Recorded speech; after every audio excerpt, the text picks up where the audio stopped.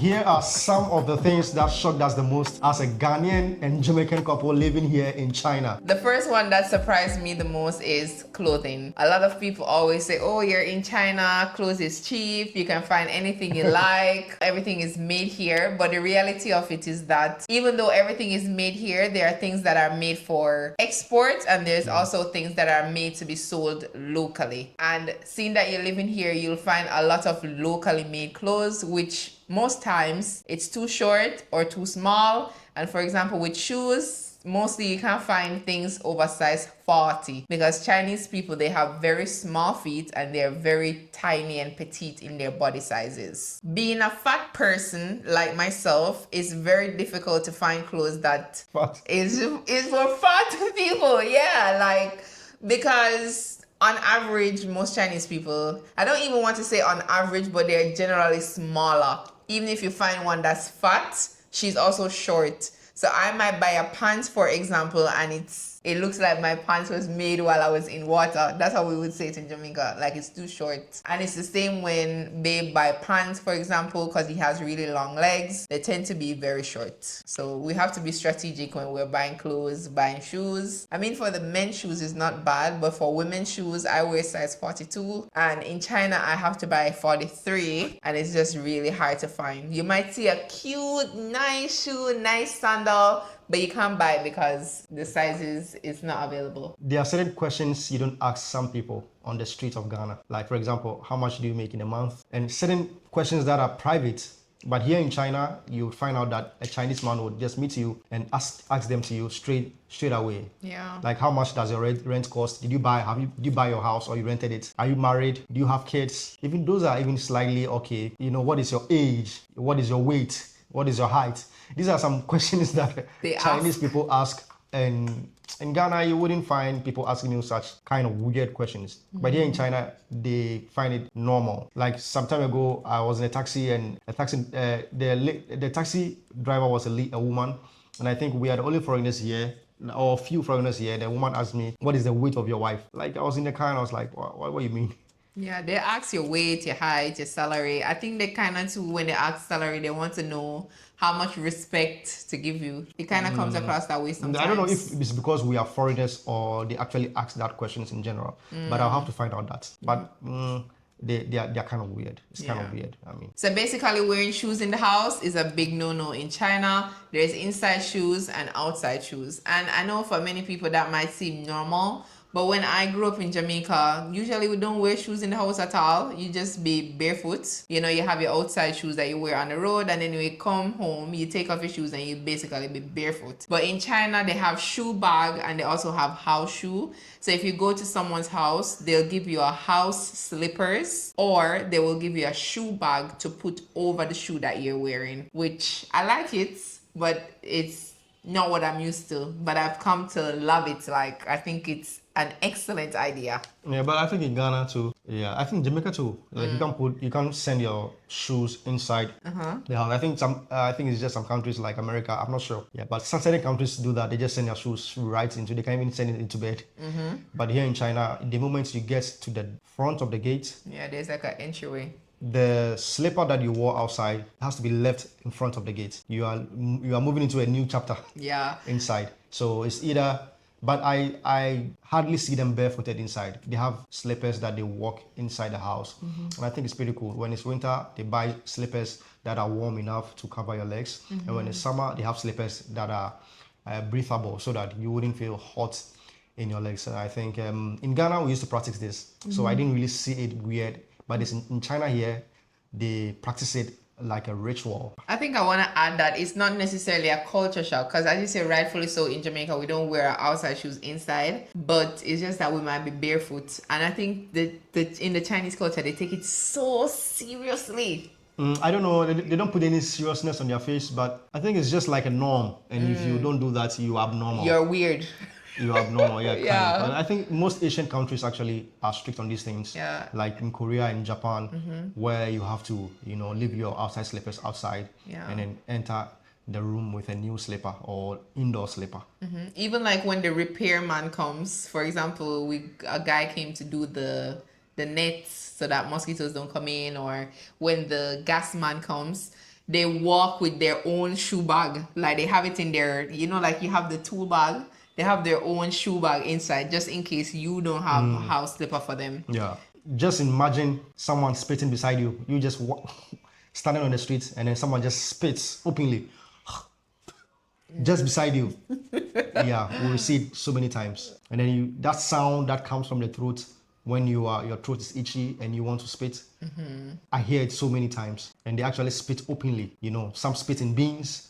Some even spit in the train. In restaurants. In restaurants, inside the restaurant's bin. Yeah. And it's kind of, I don't know if it is, I don't know if it is normal, but I've seen so many of them do it. So probably it's just okay. And anytime they do it, my body just like it's intense. In Ghana, if you want to spit like that, you have to excuse yourself and go far away. Don't even let people hear you. Yeah, and go spit unless maybe you are drunk. Yeah. Only drunkards and people who are mannerless or they have no self-respect do those things in Ghana. Yeah, but in China, it's quite different. It's even your director, your boss could just spit anywhere, and it's a no-no for me. It's actually, I think it's just the norm of the country because for one, they also don't excuse themselves for coughing, sneezing, farting. They just do it. So you'll be talking to someone, make conversation, and they just belch. What's the fat? Oh my God. Yeah. Like I was working with a colleague and we're just in the room and the guy farted. He didn't even turn his face to see how my face looks or anything. Not to even say nothing. Like it was normal, like just like that. A loud fart. And he didn't even care about whether it's going to smell or whatever. Yeah. I think they see these things as normal. Natural phenomenon, and if I'm farting, so you can just imagine that. Same with body odor too. I think it's the same thing like with body odor. Like for example, if we start smelling, we'll be like, we kind of keep our arms down and, kind of limit our movements. But I find with Chinese, if they are smelling some way, they still be moving their arms freely, like they don't care. Is that why they said they don't like the perfume that we use, like black people use a lot of perfume? Know. Maybe they want the natural body smell. I don't know, but it's much different. Jesus Christ. So back in our countries, there are a lot of things that we don't eat, but here in China, it's considered perfectly fine to eat it. For example, frog, rabbit, like so many things, crickets, roach, you might find it somewhere. Stinking tofu smells so bad, like you can smell it a mile away, like it smells terrible. And they eat it, and for some things they'll be like, oh, you must eat this because it's good for your skin, like duck blood. They like eating duck blood. They say it's good for the body and getting out impurities and all that. Guys, I have tried the duck blood, I must admit. Babe, you too, who ate it recently. Yeah, I think I've tried most of the things. And the duck blood has no taste, but looking at it, I'll be like so skeptical of trying. But let me tell you how they caught me. First time I had duck blood, a lady put it in my food and she didn't tell me. And I saw it, that ayi back in Wuhu. I saw it, and I ate it, and I'm like, oh, this has no taste. And then she told me what it was, and I was like, oh, why? Why you do that to me? But it looks almost like liver. I would compare it to liver. Yeah, it looks like liver. liver. It looked almost brownish, like liver. like that. So you would think that, oh, it's just another piece of meat. Wrong. But anyways, yeah. But I've tried a lot of the foods. This reminds me of the first time I came to China. I was working with a Ghanaian friend, and we were walking past this street food market here in China, and the guy said he smells good shit. Like in the streets, in the street markets that where they sell street food. He said it smells good shit. That was our first time in China, and I also smelled it. But later on, when I came to understand Chinese food, I realized that I think these guys are open to a wide variety of smells and taste and food types. Yeah. The things I've tried here in China, I'm not sure I would have ever tried it if I didn't come here. So many things, like the stinky tofu my wife is talking about. It smells like from a distance. So maybe probably when you're eating it, you have to close your nose this way and eat it. But it tastes normal. It is fine. It's nutritious and all of that. And yeah, I've also not eaten it, the stinky tofu, but I think their food, they have a wide variety of food. In Ghana, people also eat some weird stuff, what we consider as weird, Like what? like dog meat, but it's not the majority. And other Ghanaians also find it some way. But here in China, I've not seen people eat dog meat, but I'm sure they wouldn't, They eat or it. most wouldn't, because like dogs, they like dogs as pets and cats as pets. Maybe a minority of them might eat it, but they eat other things: rodents, frogs, Crickets. snake, crickets, Yeah.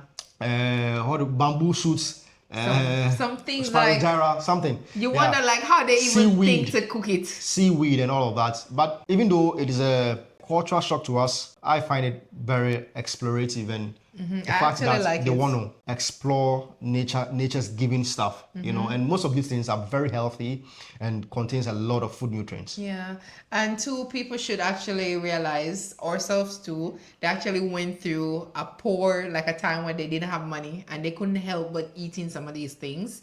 And now when they do have money, like they're in a better financial position as a country, they still eat some of these things. And I think that's fine. How do you know that it was because they were poor that they went to eat these things? Nelson, I tell you, say because them the poor, you forgot we have this Oh, whole I see. conversation. We had a conversation with Nelson. He said during that time they never had the choice but to eat some of these things. Oh wow! I never knew. Yeah, and now that they're in a better position, some of these things they still enjoy it. Yeah, and I think that they are actually good foods. They're not. Yeah, and I think that's okay. Guys, frog, let me tell you, when Babe and I went to a frog restaurant here in our city and I posted about it and my friends were like, oh, yeah, eat frog. Tastes so nice. You don't think a chicken you eat. You can't stay Yeah, there. but it isn't that the normal frog that you see like in the waters and stuff. Yeah, I they think, grow it like a yeah, frog farm, they are like bred- you have they are chicken bred farm. in a Farms, farm. yeah. Yeah, like they are bullfrogs, like the bigger frogs, not the frogs that you see around Tastes and all so that. good. No, not those kind of frogs. When I used to live in Ghana before coming here in China, I knew a lot of things were possible, like with tech. But when I came to China and I realized that some of the things are too much. The technology here is too much, like walking into a shop where there's no cashier. Meanwhile, anything you pick and you scan, the tech is able to find out that this is the thing that you picked, and scanning your face to pay, and a whole lot of insane and wonderful technology. I never thought of it when I was living in Ghana. So it was some of the things kind of shook me. Yeah, like the bullet train. I know there were trains. The trains that I know were trains where, you will be going, but these are trains that move like with very fast speed. Maybe one day I'll take a video and send you guys or And you something don't- and post it. The thing is, too, 'Cause when you're in the train, you don't even realize you're moving so It's fast. moving so fast. Yeah. One time I was just standing at the railway station, like where we board the train, and the speed at which the train was coming, like, I mean, It's fast. it's insane, and a whole lot of technology. Some of these techs, they shock me, to be frank. Babe, have you seen anything that, like robots? Yeah, robots deliver. You order something, it delivers to you. It comes to your door. I don't know how it knows to find you. Like, Yeah, and I watched a video where, I think it was a Ghanaian content creator came to China, and then he was so surprised about the robots bringing food to his hotel room.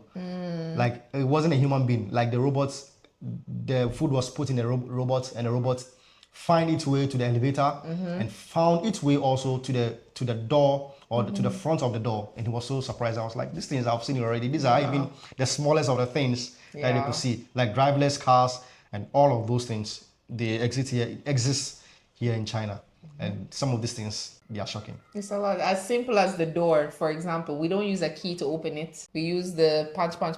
Even though they are simple, some places in Ghana also do use, some places in Jamaica do use, but I never saw some of these things. We always use a key. If you forget the key, forget about Forget about it. going You inside. have to break it and go in there. So coming to China, one of the things that actually impressed me was how physical they are as a community. In China, Like in terms of their sports, yeah, and just them going outside for walk. Like Chinese physical people. activities. Yeah, Chinese people actually you don't find them indoors. You find them outside walking. Like they're always walking. Growing up in Jamaica, we walk, yes, but it's mostly like, oh, we're walking through the market or we're walking to go buy something. Not walking to say, oh, we've eaten dinner, let's go for a walk.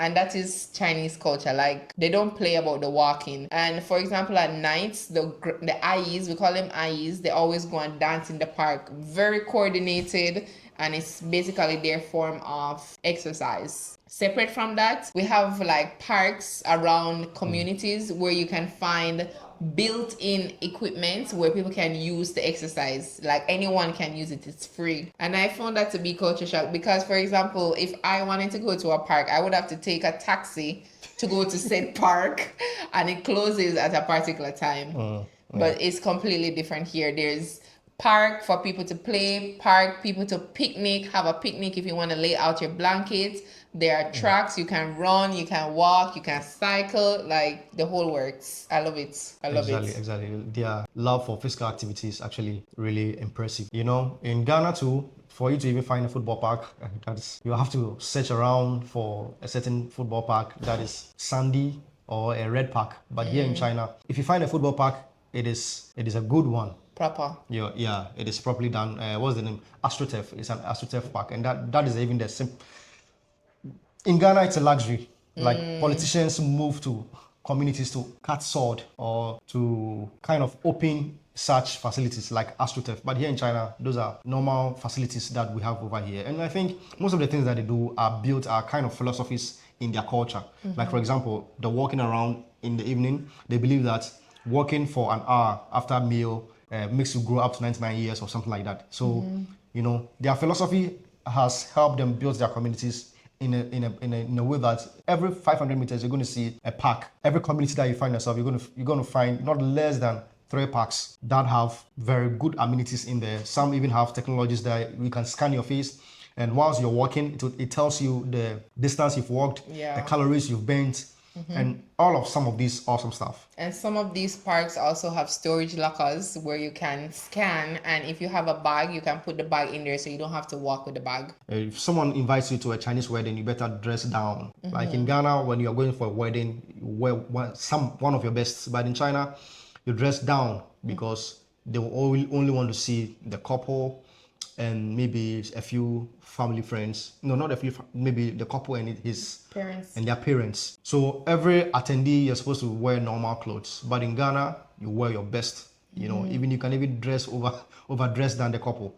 But here in China, they'll find you weird, and I found that as a shock. I didn't know such a developed country like China would have fireworks, but fireworks is actually one big part of their tradition. Like when someone dies, you hear fireworks. When it's Chinese festivals, you hear fireworks. Yeah, and I thought in Ghana, when I was in Ghana, I actually thought it's only in Ghana and the USA and some few places that we put on fireworks during Christmas. But here in China, they don't even know Christmas. And they do fireworks. They do fireworks for other things.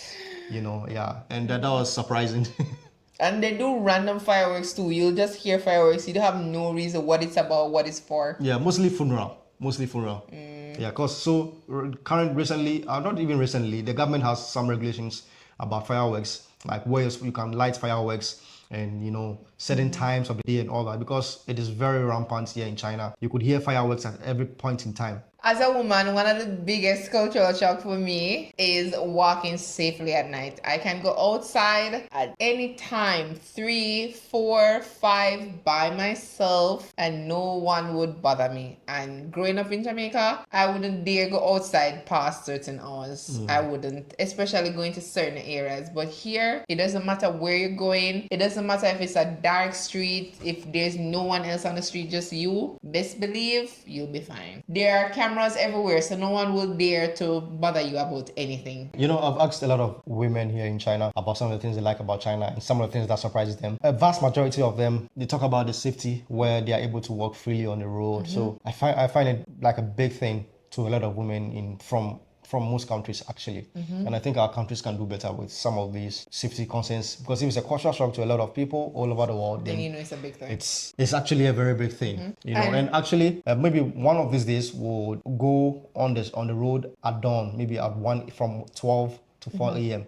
and show you guys how safe and serene it looks at dawn here in China. And you know, one of the things too is when you're, for example, when I was in Jamaica, I could be minding my business and there's some guy behind me saying something, and when you Saying something like what? something baby, something. It was say something. I think some of this is like And you know, when you avoid him, it's like he wants to get rude, and you don't have to deal with that here. Like, I'm minding my business. I don't see you, but yeah, I think some men also. I think some men also do that in Ghana and other parts of the world. I'm not saying it doesn't happen here with Chinese women. Maybe it happens, Yeah. but personally, I've never experienced it. Chinese girl seems to be walking perfectly fine at night. Matter of fact, you have Chinese girl in shortest of skirts, just going about their business, all fine and dandy. But dare you not do that in a Jamaica, and you hear much, psst, baby, you get? Yeah, I think It's here in China, too much. it takes sexual like harassment in any form seriously. Like a lady could just call the police on the streets. Like if someone does that to her, she call the police on the street, and the police is going to come. Quick. They're going to come. Like they don't tell you just that. Well, we are not coming. Don't waste our time. No, they're going to come there. So people tend to respect people's privacy and people's own spaces. Yeah, but one of the biggest comments we get on our social media, or I've seen on a lot of social media places, when like foreigners like us, we tend to give our perspective and some of the things that we feel in other countries. You find a lot of people commenting is like that in USA, it's like that in UK, just like they are trying to, or even in USA people do that. So why is that so surprising? Or they say you should go back home. Go back home. But the world is so vast and perspectives do differ. Some of these things you should find them as, oh wow, that is happening in some other parts of the world. That is wow, that's beautiful. Oh, it's the same in here. Yeah, but you don't have to tell us that it's the same in USA and it's the same in UK and Canada. These three countries, probably they are the measure of The whole world. all of us. Thank you so much for watching, and see you in the next one. Bye.